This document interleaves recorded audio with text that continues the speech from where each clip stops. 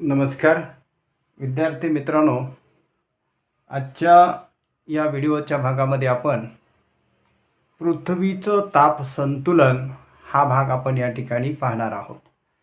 आता पृथ्वीचं ताप संतुलन पाहण्याच्या अगोदर तुम्ही जर माझ्या या चॅनलवर नवीन असाल तर सबस्क्राईब करा आणि व्हिडिओला लाईक करा, जेणेकरून मी तुमच्यासाठी आणखी नवीन चांगले दर्जेदार व्हिडिओ या ठिकाणी तयार करेन. तर विद्यार्थी मित्रांनो, आपल्याला सुरुवातीला पृथ्वीचं ताप संतुलन किंवा इथं heat balance of the earth म्हणजे पृथ्वीचं उष्णता संतुलन कशा पद्धतीनं साधलं जातं ते आपण पाहणार आहोत. आता आपल्याला सुरुवातीला त्याच्यामध्ये पाहायचं आहे की हे उष्णता ताप संतुलन बघत असताना यामध्ये 3 घटक महत्त्वाचे आहेत. त्याच्यामध्ये पहिलं आपल्याला सांगता येईल की त्याच्यामध्ये विकिरण, परावर्तन आणि शोषण या 3 क्रिया महत्त्वाच्या आहेत. याच्यामधले ही विकिरण आहे. या 3 क्रिया अत्यंत महत्त्वाच्या आहेत आणि या 3 क्रियेच्या माध्यमातूनच पृथ्वीचं ताप संतुलन साधलं जातं. आणि म्हणून या विकिरण, परावर्तन आणि शोषण या 3 महत्त्वपूर्ण क्रिया ह्या वातावरणामध्ये सूर्यापासून येणाऱ्या उष्णतेवर अवलंबून आहेत. आता सूर्य हा प्रामुख्याने ऊर्जेचा एक महत्त्वाचा असा भाग आहे आणि तिथूनच आपल्याला या ठिकाणी पृथ्वीच्या ताप संतुलनाला सुरुवात होते. आणि म्हणून सुरुवातीला आपण या ठिकाणी बघूया की या ठिकाणी हा सूर्याचा भाग आहे. सूर्य हा ऊर्जेचा मुख्य स्रोत आहे आणि सूर्यापासून ऊर्जा आपल्याला मिळत असते.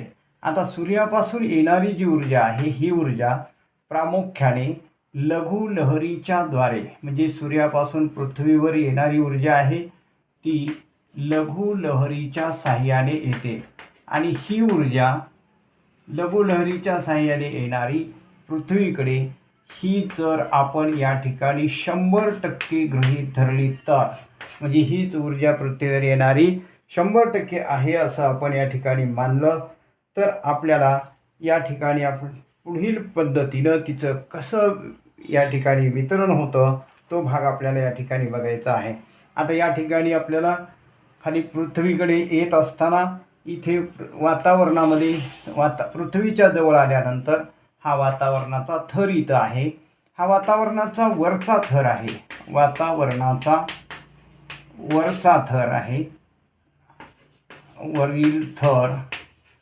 आणि या वातावरणाच्या थरामध्ये ही ऊर्जा लघुलहरीद्वारे येणारी या ठिकाणी इथं काही वेळेस परावर्तित होते. म्हणजे इथूनच वरच्या थरातून परावर्तित होते आणि ही ऊर्जा एकूण किती आहे? 6% ऊर्जा आहे की जी या वातावरणाच्या थरापासून वर परावर्तित झालेली आपल्याला दिसते, पसरलेली आपल्याला दिसते. म्हणजे एकूण 6% ऊर्जा किंवा सौरशक्ती ही या ठिकाणी परावर्तित झालेली दिसते. त्याचबरोबर जेव्हा ही ऊर्जा वातावरणाच्या थरामध्ये येते त्यावेळेस वातावरणाच्या थराने सुद्धा या ठिकाणी जवळपास या पृथ्वीपासून हा जो पृथ्वीचा भाग आहे या पृथ्वीच्या भागापासून या ठिकाणी प्रामुख्याने काय झालेलं आहे तर वातावरण आहे पसरलेलं आहे यामध्ये. आणि या वातावरणाच्या थराने एकूण 14% सौरशक्ती त्या ठिकाणी शोषलेली आहे. म्हणजे काय झालं इथं शोषणाची क्रिया वातावरणाकडून झालेली आहे. म्हणजे वातावरणाने 14% सौरशक्ती या ठिकाणी शोषून घेतली. वातावरणाच्या वरच्या थराने या ठिकाणी 6% सौरशक्ती परावर्तित केली. त्याचबरोबर या लघुलहरीच्या साहाय्याने ही ऊर्जा पृथ्वीपर्यंत येते आणि ही पृथ्वीपर्यंत येत असताना वाटेमध्येच वातावरणाच्या या भागामध्ये ढग असतात आणि या ढगांमुळे प्रामुख्याने 27% ऊर्जा ढगामुळे 27% ऊर्जा किंवा सौरशक्ती या ठिकाणी परावर्तित केली असते. म्हणजे परावर्तित होते. म्हणजे ढगांमुळे या ऊर्जेचा या ठिकाणी प्रसार झालेला आहे, परावर्तित झालेली आपल्याला दिसते. त्याचबरोबर प्रत्यक्ष भूपृष्ठापासून सुद्धा ही ऊर्जा प्रामुख्याने म्हणजे भूपृष्ठापासून ऊर्जेचं या ठिकाणी जो परावर्तन होतं आणि ते परावर्तन एकूण 2% एवढं परावर्तन आहे. म्हणजे 2% ऊर्जा ही भूपृष्ठापासून होते. 27% ऊर्जेचं परावर्तन हे ढगांपासून होतं. हे ढग आहेत, या ढगापासून होते. 14% वातावरणामध्ये सौरशक्ती शोषली जाते. 6% वातावरणाच्या वरच्या थरापासून वर टाकली जाते. भूपृष्ठापासून 2% या ठिकाणी ऊर्जा परावर्तित केली जाते. आता या सगळ्या बाबी जर आपण या ठिकाणी बघितल्या तर यामध्ये आपल्याला लक्षात येतं, आता याच्यामध्ये 27% ढगाने परावर्तित केलेली, त्याचबरोबर 6% सौरशक्ती वातावरणाच्या वरच्या थरातून परावर्तित झालेली आणि भूपृष्ठावरून 2% परावर्तित झालेली अशी एकूण 35% सौरशक्ती ही प्रामुख्याने आपल्याला या ठिकाणी ढग आणि धुलीकण वातावरणामधले धुलीकण आणि वातावरणाचे हे जे थर आहेत यांच्यापासून त्या ठिकाणी परावर्तित होत असलेली आपल्याला दिसते. आणि यालाच आपण या ठिकाणी भूधवलता, या 35% सौरशक्ती जी आहे तिला आपण भूधवलता या नावाने ओळखत असतो. म्हणजे याला अर्थ ऑफ अल्बिडो या नावाने सुद्धा ओळखले जाते. याला भूधवलता म्हणतात. म्हणजे ही जी 35% सौरशक्ती आहे ही सौरशक्ती ढगांच्या मार्फत भूपृष्ठापासून होणाऱ्या उत्सर्जनामुळे आणि वातावरणाच्या वरच्या थरातून परावर्तित झाल्यामुळे ही परावर्तित होत असते. आणि त्याच्याशिवाय या ठिकाणी ही जी 14% सौरशक्ती जी आहे ही वातावरणाच्या थरांमध्ये वातावरणाने प्रत्यक्षपणे शोषून घेतलेली आहे. आणि म्हणून पुन्हा त्या 35मध्ये म्हणजे ही जी 35% सौरशक्ती आहे ही 35% सौरशक्ती आणि प्लस 14% सौरशक्ती म्हणजे या ठिकाणी 49% सौरशक्ती ही प्रामुख्याने पृथ्वीपर्यंत किंवा प्रत्यक्ष पृथ्वीला मिळत नाही. आणि त्यामुळे या ठिकाणी काय झालं, मग उरलेली ही जर 100% सौरशक्ती या ठिकाणी येत आहे तर त्यापैकी 49% सौरशक्ती ही भूपृष्ठापर्यंत येत नाही.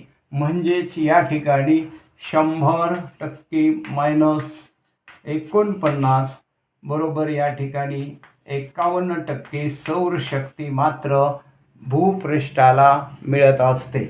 आणि मग आता या भूपृष्ठाला एकूण किती टक्के सौरशक्ती मिळाली? 51% सौरशक्ती मिळालेली आहे. 51% सौरशक्ती भूपृष्ठाला मिळालेली आहे. या 51% सौरशक्ती भूपृष्ठाला मिळाल्यानंतर या पृथ्वीचा थर तापतो आणि मग वातावरण खालून वर तापण्यास सुरुवात होते. म्हणजेच आपल्याला लक्षात आलेलं असेल की वातावरण हे खालून वर तापत गेलेले आपल्याला दिसते. त्यासाठी 51% ऊर्जा ही पृथ्वीला मिळालेली आपल्याला दिसून येते. आता याच्यानंतरचा भाग जर आपण या ठिकाणी बघितला तर 17% सौरशक्ती ही प्रत्यक्ष या ठिकाणी भूपृष्ठाने शोषलेली आहे.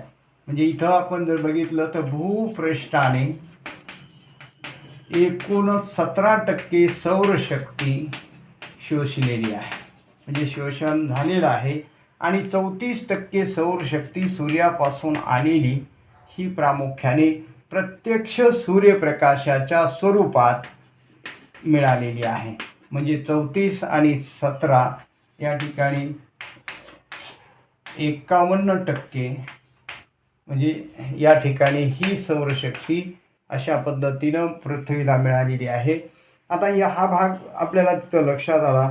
त्यानंतर यावरून आपल्याला असं सांगता येईल की या 34% सौरशक्ती वातावरणात सूर्यप्रकाशाच्या स्वरूपाने मिळाली आणि 17% भूपृष्ठाने शोषण केलेली, ह्या 51% आणि त्यानंतर वातावरणाच्या थरामध्ये म्हणजेच पृथ्वी आणि त्याच्या सभोवतालचं वातावरण आहे, या वातावरणाच्या थरामध्ये जी सौरशक्ती 14% सौरशक्ती शोषून घेतलेली होती वातावरणाने, ती 14% सौरशक्ती या ठिकाणी पुन्हा ॲड केली तर एकूण 65% सौरशक्ती ही प्रामुख्याने आपल्याला वातावरणाला मिळत असते, वातावरणाला मिळाली आहे. म्हणजे ही प्रत्यक्ष सौरशक्ती पृथ्वीकडे येताना वातावरणाच्या थरातून येते, प्रत्यक्ष सूर्यप्रकाशाच्या स्वरूपामध्ये येते.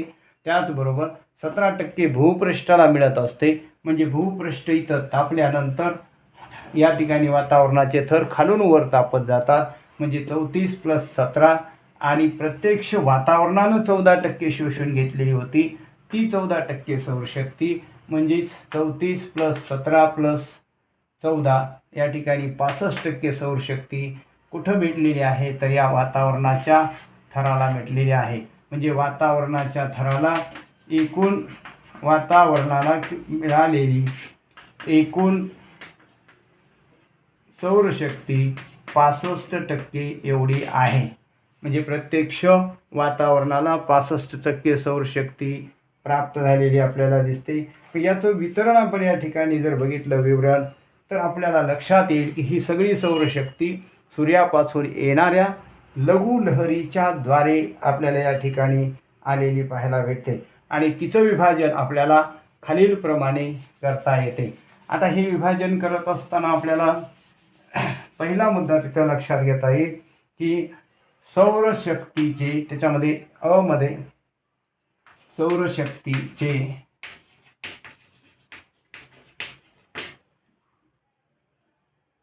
अवकाशात परावर्तन, अवकाशात परावर्तन. आता परावर्तनाद्वारे प्रामुख्याने त्याच्यामध्ये कोणकोणते घटक होते आपल्याला माहिती आहे की ढगाच्या स्वरूपामध्ये म्हणजे मेघाद्वारे किती टक्के परावर्तन झालेलं होतं आपल्याला माहिती आहे. मेघाद्वारे अवकाशामध्ये परावर्तन म्हणजे अवकाशामध्ये ती ऊर्जा पाठवली जाते आणि ती जवळपास 27% एवढी आहे. आता हे टोटल इथलं किती होतं 35% आहे आणि आता मेघाच्या द्वारे 27%. त्याच्यानंतर नंबर 2ला पृथ्वीचा पृष्ठभाग, पृथ्वीच्या पृष्ठभागावरून म्हणजे आता याच्यावर काय आलं जमीन पण आली आणि पाणी पण आलं. या जमीन आणि पाणी यांच्याद्वारे प्रामुख्याने 2% सौरशक्ती या ठिकाणी परावर्तित केलेली आहे. आणि तिसरा भाग आपल्याला इथं सांगता येतं की वातावरणातील असणारी हवेचे कण, त्याचबरोबर धूलिकण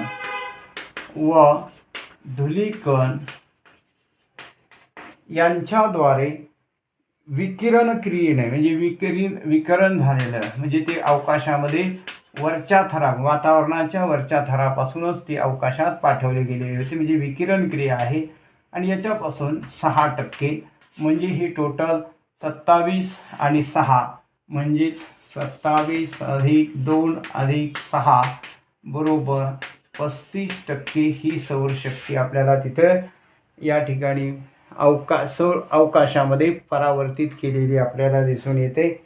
आता त्याच्याबरोबर आपल्याला या ठिकाणी मध्ये म्हणजे दुसरा मुद्दा आपल्याला लक्षात घेता येतो की ते सौरशक्तीचे वातावरणात शोषण, सौरशक्तीचे वातावरणात शोषण. आता वातावरणाने प्रत्यक्ष सौरशक्ती किती शोषून घेतली तर आपल्याला माहिती आहे की वातावरणाच्या थरामध्ये एकूण 14% सौरशक्ती शोषून घेतलेली होती. आता त्याच्यानंतरचा तिसरा भाग आपल्याला या ठिकाणी की वातावरणातून जाऊन पृथ्वीला मिळणारी सौरशक्ती म्हणजे आता पृथ्वीला किती मिळाली ती सौरशक्ती आता त्यानंतर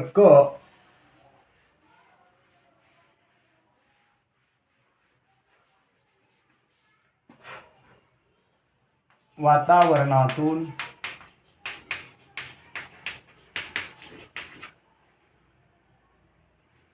पृथ्वीला मिळणारी, वातावरणातून जाऊन पृथ्वीला मिळणारी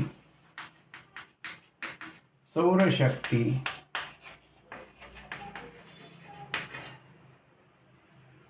आता याच्यामध्ये आपल्याला लक्षात येईल की इथं जवळपास ही 51% आहे. तर ही कशी आहे त्याचं डिवायडेशन केलेलं आहे आणि त्याच्यामध्ये प्रत्यक्ष सूर्यकिरणाद्वारे आता हे सूर्यकिरणाच्याद्वारे पृथ्वीला डायरेक्टली किती टक्के सौर ऊर्जा मिळालेली होती? 34% एवढी मिळालेली होती. आणि दुसरं अवकाशातून होणाऱ्या म्हणजे अवकाशातून होणाऱ्या सौरशक्तीच्या उत्सर्जनाने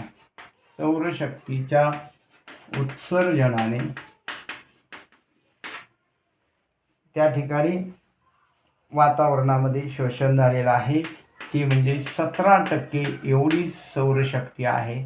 म्हणजे 34% प्लस 17% बरोबर 51% ही ऊर्जा.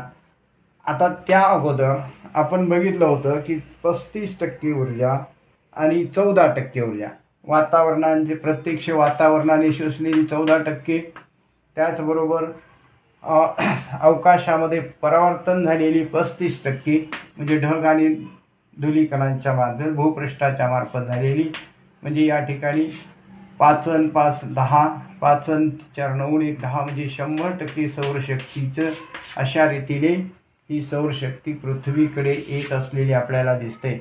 म्हणजे 51 14 35 या ठिकाणी मिळून 100% सौर ऊर्जा सौरशक्ती या ठिकाणी आपल्याला कशा पद्धतीने वितरित होत असते तो भाग आपल्याला इथे पाहता आला. आता यानंतर 51% सौरशक्ती जेव्हा या ठिकाणी पृथ्वीच्या पृष्ठभागाला मिळाली, त्यानंतर त्या 51% सौरशक्तीपैकी आपण त्याच्यामध्ये वातावरणाने शोषलेली जी 14% सौरशक्ती आहे, वातावरणाने किती शोषलेली होती? 14%, म्हणजे 51 प्लस 14 म्हणजेच 65% सौरशक्ती ही प्रामुख्याने पुन्हा परत पाठवली जाते, उत्सर्जित केली जाते आणि परावर्तितही केली जाते. मग आता ही सौरशक्ती जशी लघुलहरीच्याद्वारे सूर्याकडून येणाऱ्या लघुलहरी आहेत त्या लघुलहरीद्वारे प्राप्त झाली होती, तसं आता पृथ्वीला मिळालेली जी 51% सौरशक्ती आहे, या शक्तीचं दीर्घलहरीच्या साहाय्याने त्या ठिकाणी परावर्तन होत असतं. आणि मग ते परावर्तन कशा पद्धतीनं होतं तो भाग आपण या ठिकाणी बघूया. आता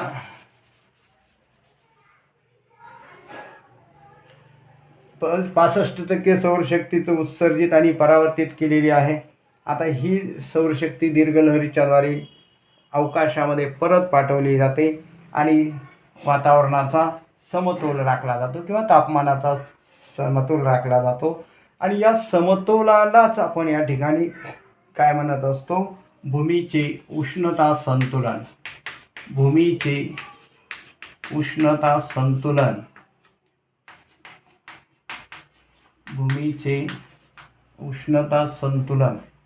आता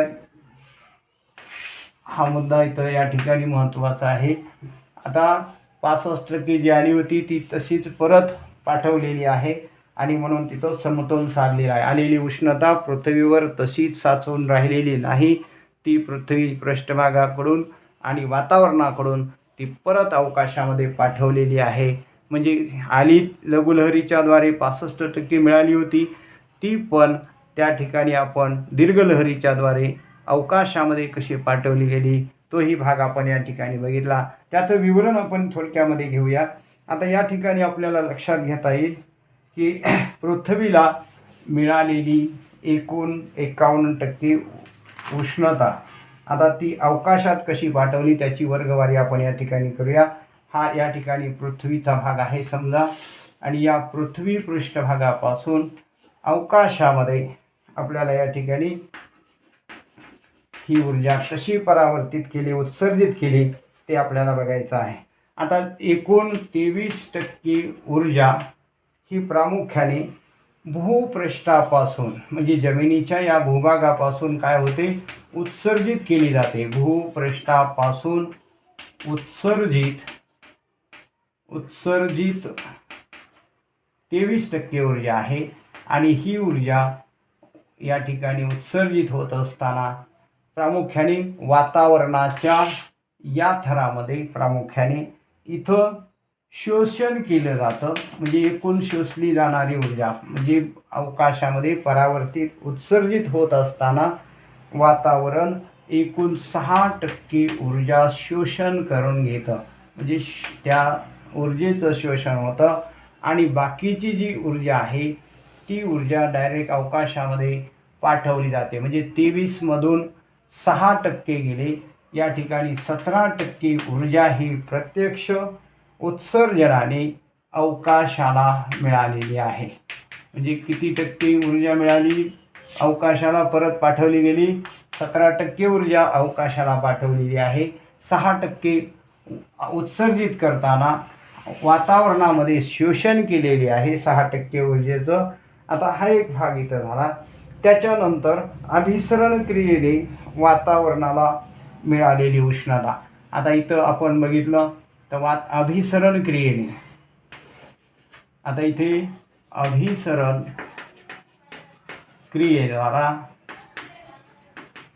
क्रियेद्वारे या ठिकाणी वातावरणाला मिळालेली म्हणजे वातावरणामध्ये या ठिकाणी मिळालेली ऊर्जा आहे. आणि ही ऊर्जा या ठिकाणी अभिसरण क्रियेद्वारे मिळालेली आहे. ती किती आहे, 9% आहे. म्हणजेच वातावरणाने शोषलेली 6%, अभिसरण क्रियेमुळे 9% आणि त्याच्याशिवाय या ठिकाणी सांद्रीभवनाच्या क्रियेमध्ये वातावरणाला मिळालेली म्हणजे सांद्रीभवन क्रिया होत असताना सांद्रीभवन क्रियेच्याद्वारे वातावरणाला मिळालेली म्हणजे इथं पण वातावरणाला किती ऊर्जा मिळाली तर ती ऊर्जा इथं दिलेली आहे. आणि ती ऊर्जा आहे 19%. म्हणजे 19% ऊर्जा वातावरणाला किती मिळाली बघा, या ठिकाणी 19%, याचबरोबर 9%, इथे शोषण केलेली 6% आणि प्रत्यक्ष सूर्यापासून ज्यावेळेस पृथ्वीकडे येत होती ऊर्जा लघुलहरीच्याद्वारे ती 14% ऊर्जा. म्हणजे या ठिकाणी आपल्याला लक्षात येईल की 9 दुने 18, 18 10 28ला 8 2 2 4 म्हणजेच 48% ऊर्जा ही प्रामुख्याने वातावरणाच्या थराला मिळालेली आहे. बघा कशी मिळाली, पुन्हा एकदा सांगतो. या ठिकाणी पृथ्वीच्या भूपृष्ठापासून उत्सर्जित होणारी ऊर्जा ज्यावेळेस अवकाशामध्ये परत पाठवली जात होती त्यावेळेस वातावरणाने 6% ऊर्जा शोषून घेतली. त्याचबरोबर या ठिकाणी अभिसरण क्रियेच्याद्वारे सुद्धा या ठिकाणी ऊर्जा जेव्हा अवकाशामध्ये पाठवली जात होती त्यावेळेस 9% ऊर्जा या ठिकाणी वातावरणाने शोषण केली म्हणजे वातावरणाला मिळालेली आहे. त्याचबरोबर सांद्रीभवन क्रियेद्वारे वातावरणाला 19% सौर ऊर्जा मिळालेली आहे. आणि सुरुवातीलाच जेव्हा लघुलहरीच्याद्वारे सूर्याकडून येणारी ऊर्जा ही वातावरणामध्ये 14% शोषलेली होती आणि अशी एकूण 48% सौर ऊर्जा ही या ठिकाणी अवकाशामध्ये उत्सर्जित झालेली आहे. आता उत्सर्जित झालेली 48% सौर ऊर्जा आहे ती अवकाशाला त्या ठिकाणी मिळालेली आहे. मग आता आपल्याला काय पाहिजे आहे की वातावरणाला 65% सौरशक्ती मिळालेली होती. ती 65%च्या 65% सौरशक्ती ही अवकाशामध्ये परत पाठविली जाते. आणि म्हणून आता मग परत पाठवलेली किती आहे तर आपल्याला माहिती आहे की या ठिकाणी वातावरणातून बघा तिथे अवकाशाला उत्सर्जनाने मिळालेली ही 48% सौरशक्ती म्हणजे ही 48 सौरशक्ती आहे, उष्णता आहे.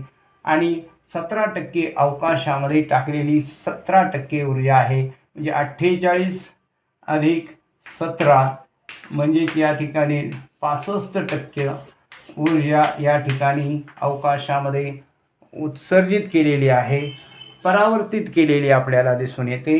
म्हणजे जी ऊर्जा लघुलहरीद्वारे आली, 65% ऊर्जा वातावरणाने शोषलेली होती, ती ऊर्जा 65% ऊर्जा प्रामुख्याने अवकाशामध्ये पाठवली. म्हणजे जेवढी उष्णता सूर्याकडून लघुलहरीच्या द्वारे आलेली होती, तितकीच ऊर्जा ही प्रामुख्याने वातावरणामध्ये परत पाठवली गेली.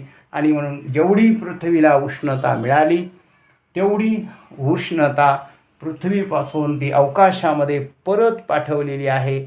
म्हणजेच या ठिकाणी ताप संतुलन, त्या ठिकाणी काय झालेलं आहे, ताप संतुलन झालेलं आहे. म्हणजे तापमानाचं संतुलन झालेलं आपल्याला या ठिकाणी भेटेल. आणि म्हणून पृथ्वीवरचा भाग, कोणताही भाग किंवा पृथ्वीचं तापमान जास्त वाढत नाही किंवा कमी होत नाही. म्हणजे दर प्रत्येक दिवशी तापमान वाढीमुळे त्या ठिकाणी पृथ्वीचं तापमान वाढत नाही.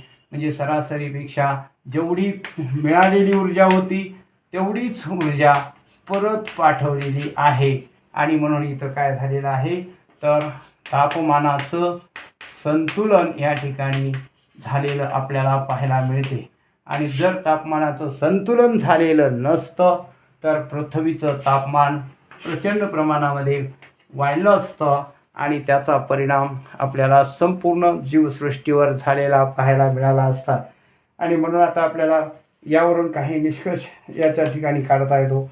बघा, आता पृथ्वीवरून दीर्घलहरीच्या स्वरूपामध्ये सौरशक्ती कशा पद्धतीने नष्ट होत गेली, तो एक भाग इथं आपण सांगूया. आता सूर्याकडून येताना वातावरणाने 14% घेतली होती, ते सांगितलं. उत्सर्जन आणि वातावरणामध्ये मिळालेली 6% होती. अभिसरण क्रियेने वातावरणाला 6%, 9% मिळालेली होती. सांद्रीभवन क्रियेने वातावरणाला 19% मिळाली, म्हणजे 48%. आणि हा भाग आपण या ठिकाणी बघितलेला आहे. म्हणजे इथं आपल्याला ताप संतुलन असं म्हटलेलं आहे. याला इंग्रजीमध्ये आपल्याला तिथं हीट बॅलन्स ऑफ दी अर्थ असं इंग्रजीमध्ये आपल्याला तिथं म्हणता येईल. किंवा त्याला पृथ्वीचे उष्णता संतुलन या नावानेही मराठीमध्ये आपल्याला त्याला उल्लेख करता येतो. तसंच औष्णिक संतुलन या नावानेही आपल्याला या ठिकाणी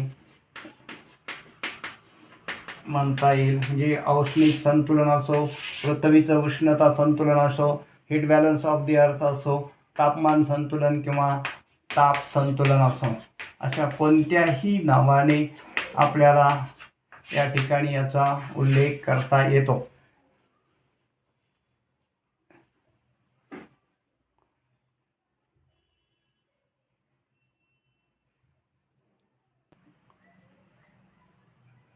नमस्कार, धन्यवाद.